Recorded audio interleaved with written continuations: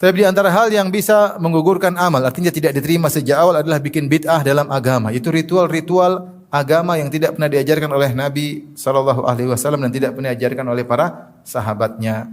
Maka seorang tidak usah berbuat ritual-ritual yang tidak pernah diajarkan. Oleh karenanya Ibnu Umar radhiyallahu taala anhu ketika ada orang bersin, Hashim, kemudian dia bilang, Alhamdulillah wassalamu ala Rasulillah. Dia gandengkan alhamdulillah dengan solawat atau ucapkan salam kepada Nabi. Maka Ibnu Umar tegur, bukan begini. Cukup bilang apa? Alhamdulillah atau alhamdulillahirabbil alamin. Mau solawat kapan saja, tapi jangan bikin ritual solawat bersama dengan alhamdulillah rabbil alamin bacaan ketika bersin. Paham? Nanti ada orang bikin bid'ah lagi. Hashim, alhamdulillahirabbil alamin arrahmanir rahim maliki yaumiddin iyyaka na'budu al-Fatihah. Tapi Al-Fatihah kan bagus, iya, tapi bukan dibaca setiap kali bersin. Kau baca kapan saja boleh, tapi jangan kau bikin baca Al-Fatihah ritual setelah apa? Bersin. Saya pernah ditanya, Ustaz, apa hukum salat birrul walidain? Apa lagi salat birrul walidain? Enggak ada salat. Salat sudah jelas banyak. Jangan bikin lagi salat-salat baru. Imam Nawawi rahimahullah mengkritik beberapa salat yang beliau sebutkan sebagai bid'ah yang mungkar, di antaranya seperti salat raghaib dan juga salat 100 rakaat malam nisfu Sya'ban. Beliau ingkari, Imam Nawawi.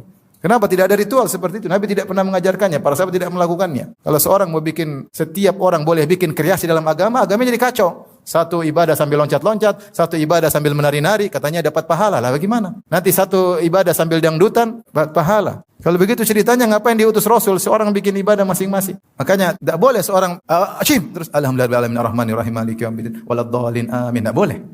Baca Quran bagus-bagus, tapi jangan dijadikan sebagai ritual setelah apa? Bersin.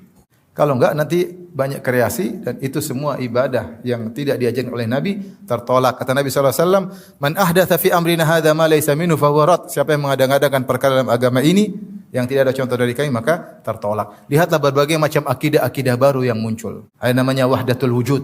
Ibnu Arabi mengatakan Tuhan bersatu dengan makhluk. Ada pengikutnya sampai sekarang masih ada buku-bukunya. Ini bid'ah. Kita bilang baik, enggak bisa. Bertentangan dengan tauhid. Bagaimana Allah bersatu dengan apa? Makhluknya, enggak mungkin.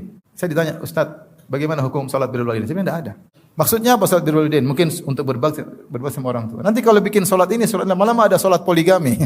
Jangan bikin salat sudah jelas. Jangan bikin salat baru. Bahkan Imam Nawawi mengingkari, Imam Nawawi rahimahullah ulama Syafi'i, mengingkari orang yang mengangkat jenazah sambil berzikir keras-keras. Karena tidak ada contohnya.